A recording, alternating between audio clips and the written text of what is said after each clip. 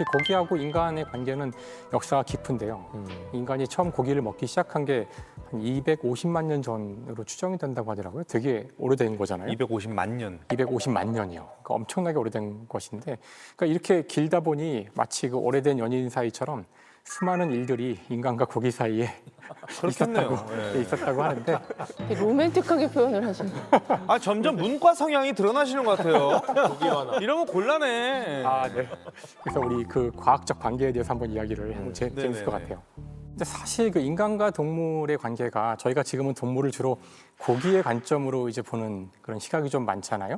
그러니까 물에 사는 동물들을 물고기라고 부르는데 맞아요. 사실 물고기라고 생선! 물에 사는 고기란 뜻인데 그렇게 부르면 안 되는 거죠. 그 오로지 고기의 관점으로 세상을 보기가 쉬운데 인간이 동물 가운데 하나였을 때 그때 우리와 동물의 관계는 정말 대등했을 거예요. 우리도 잡아먹히고 잡아먹고 그런 관계였을 건데 어느 시점인가 아마 농경혁명 시점일 텐데 그 시점의 즈음에서 우리가 드디어 동물들을 가축으로 만들기 시작하거든요.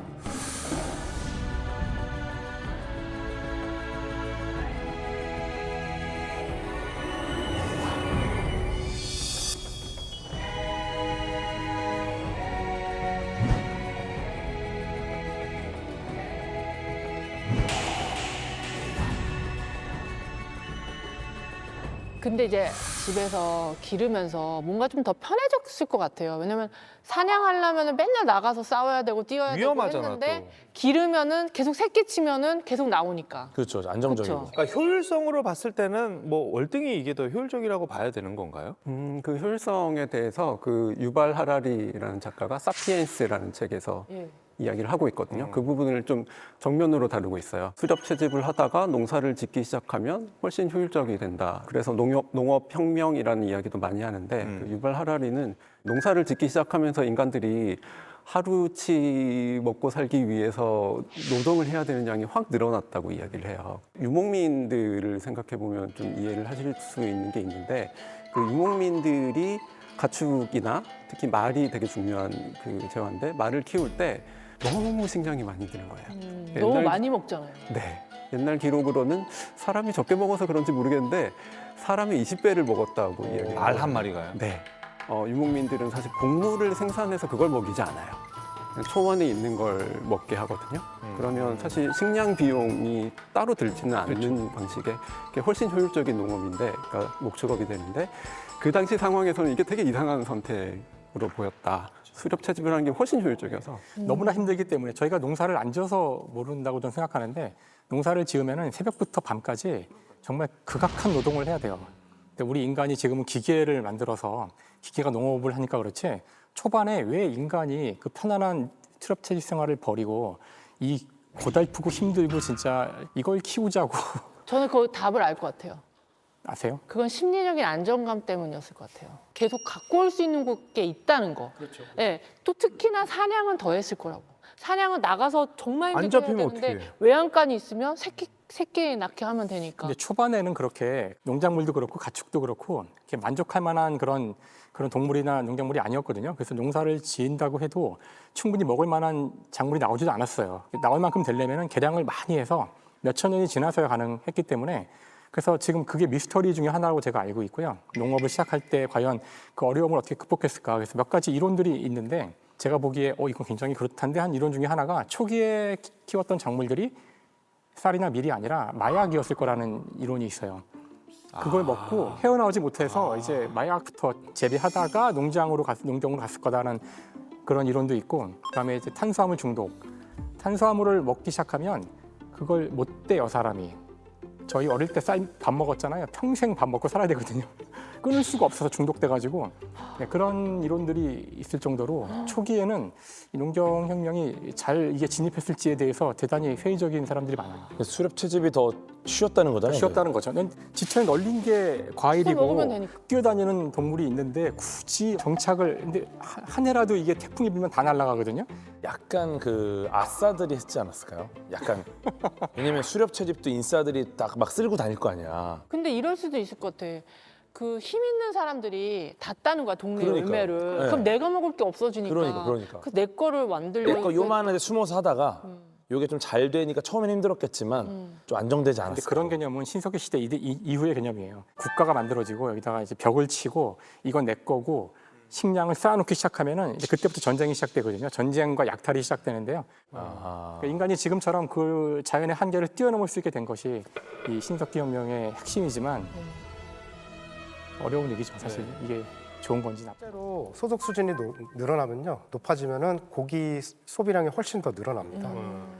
예를 들어서 중국 같은 경우에는 1980년대에 비해서 지금 고기 소비량이 한 4배에서 5배 정도 늘어난 걸로 이제 조사되고 있고요. 네. 베트남이라든지 뭐 태국, 인도네시아 이런 곳들도 고기 섭취량이 굉장히 높아지고 있어서 그 외에 한국도 개인 1인당 고기 소비량을 보면 돼지고기에 한해서 OECD 국가 중 1위입니다.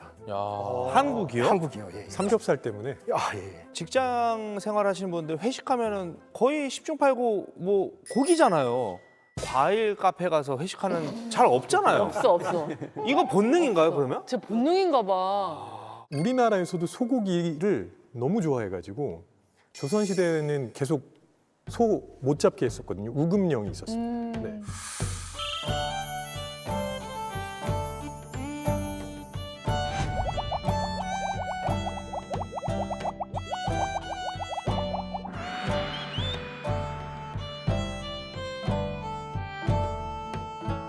소 잘못 잡으면 귀양보돼요. 그럼에도 불구하고 계속 고기를 먹었다는 거죠. 그래서 이제 예를 들면 그냥 농사 짓는 소는 잡으면 안 되니까 다리를 절거나 뭐 이렇게 다친 소는 잡을 수 있었거든요. 갑자기 명절 언저리에는 다리를 저는 소가 많아지는 거예요.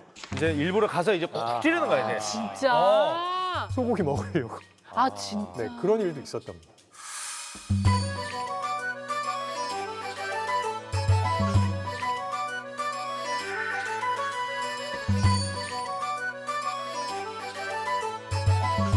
그렇게 귀했던 고기가 흔한 음식이 된 건 언제부터였어요? 아, 사실 확인하면 좀 무시무시한데 사진을 한번 보시죠. 나 안 볼래. 예.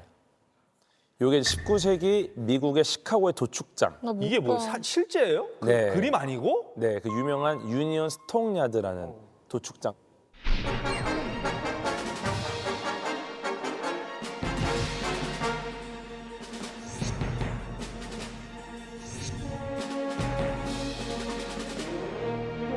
이게 도축장이라고 보기보다 약간 자동차 공장, 조선소 같은 느낌입니다. 가축들을 우르르 이렇게 대기시켜가지고 차례로 도축을 하고 내보내서 고기 형태가 된 가축들을 다시 이제 필요한 곳을 보내는 엄청난 대규모 정육 단지입니다.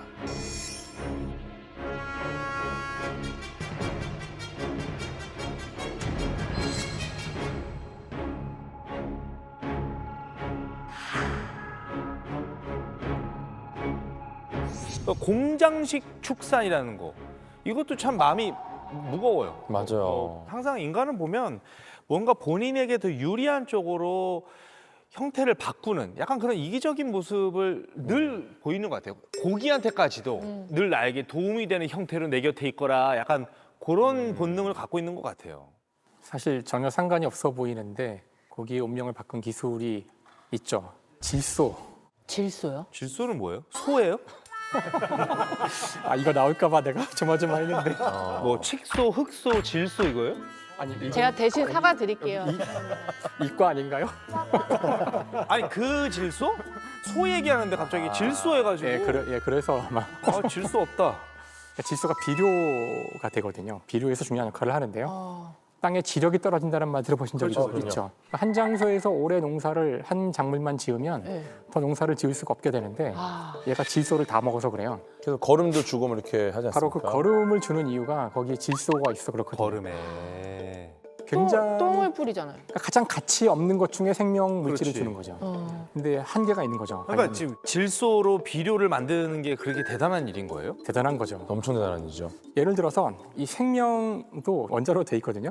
주로 CHON 이 네 가지 원자가 제일 중요한 원자예요. 그래서 C하고 HO 이 세 가지는 쉽게 구할 수 있는 것들인 반면 이 N은 반드시 필요한 원자지만 이거는 이렇게 쉽게 구할 수가 없어요. 아, 안타깝게도. 공기 중에 그렇게 많은데도? 공기 중에 이렇게 많은데도 응. 왜냐하면은 공기 중에 있을 때 혼자 원자가 있는 것이 아니라 두 개의 원자가 결합된 상태로 있어요.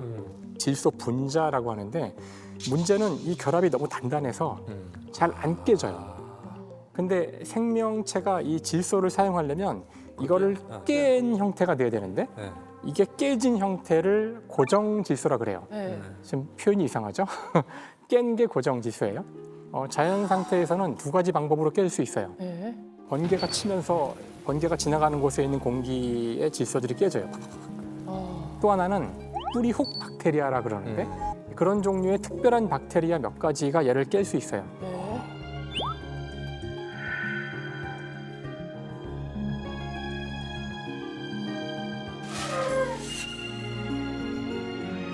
아니 근데 그 질소로 인위적으로 만드는 게 그 어려운 기술인가요? 바로 그 기술이 뭐냐면은 깨는 그 독일의 그 프리츠 하버하고 칼 보슈가 만든 방법인데요. 높은 압력과 높은 온도에서 또 적절한 촉매를 넣어서 이걸 하면은 질소를 깨서 암모니아를 만드는데요.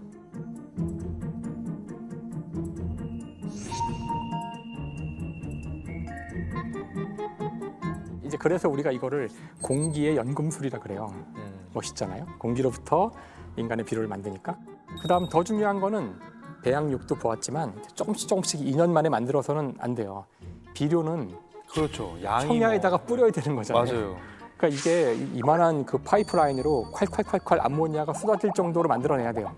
그런 공장들이 필요한 거죠. 그래서 거대한 공장을 지어야 했는데 이 공장의 규모가 웬만한 마을 규모로 만들어지거든요.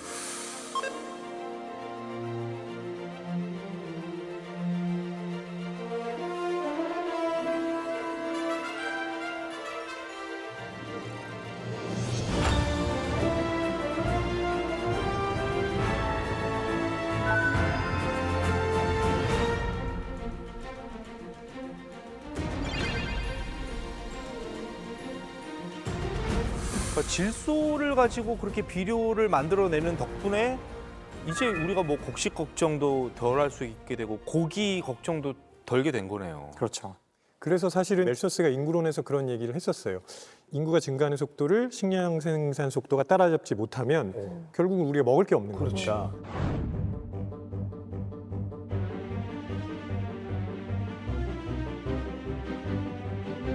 근데 이 예측을 뒤집게 해준 아주 중요한 사건 중에 하나가 질소 비료를 만들게 된 거죠.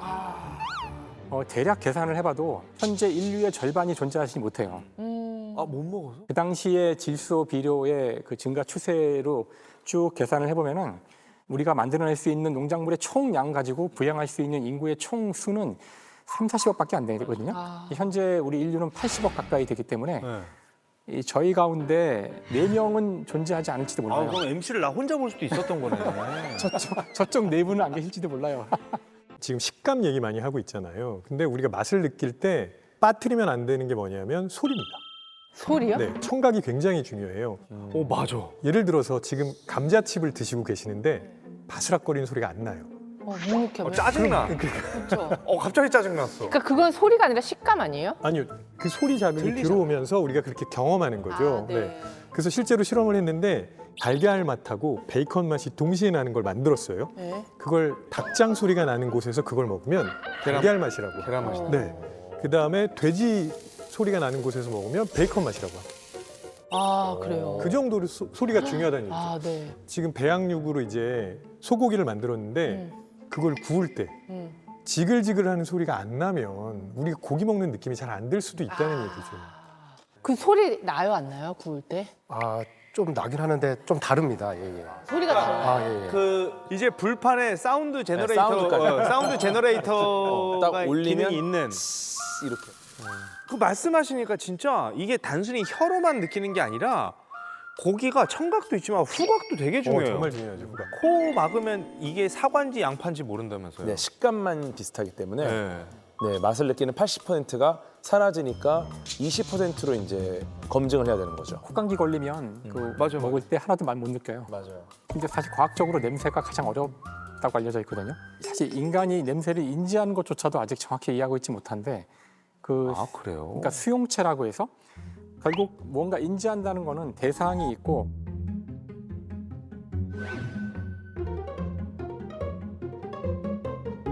그것이 어떤 적당한 것과 결합을 해서 아 뭐가 들어왔구나 이렇게 인지하는 거예요. 예를 들어서 그 시각 같은 경우 가장 많이 이해된 게 시각인데 시각에는 4종류의 수용체가 있어요. 원추세포와 간상세포라는 게 있어서 3가지 색깔과 명암을 인지하거든요. RGB. 눈으로 망막으로 들어온 여러 가지 이 모습들, 지금 여기 제 앞에 화면들을 이 4가지로 딱 분리해서 뇌로 딱 보낸 다음에 분석을 하는 거예요. 근데 이것만 가지고도 이렇게 다양하고 복잡한 시각을 만들어낼 수 있거든요. 청각은 단 한 종류예요. 그 유모세포라 그러는데 그 세포에 압력이 들어오는지 안 오는지만 감각하고 있어요. 그래서 소리가 들어왔을 때 그 소리의 공간 압력 분포를 바로 뇌로 전달을 해서 아 이런 소리가 들어왔구나 이렇게 판단을 해요. 그런데 이 후각은 수용체만 알려진 게 400개예요.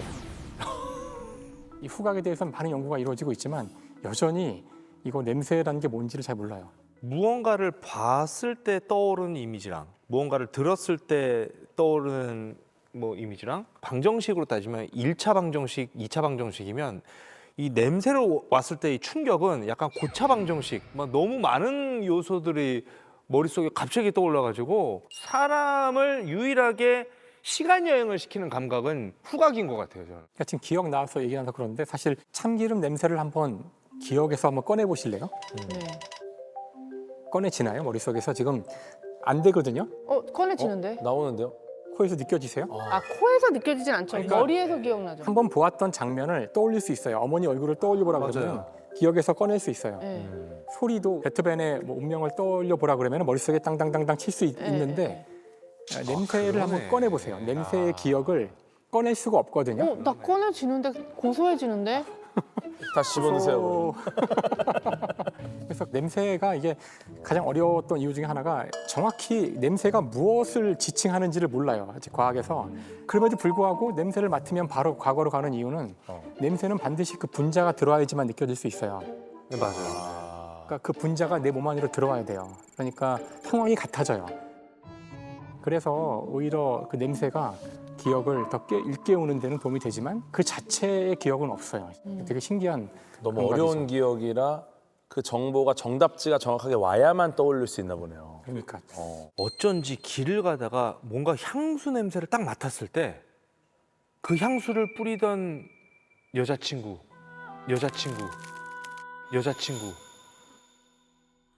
어디 가서 뭘 했고 어떡해. 뭐 먹었는지 못 잊었나 봐. 그렇다고들 하더라고요. 늘. 그분이 아내신 거죠? 그렇죠. 네.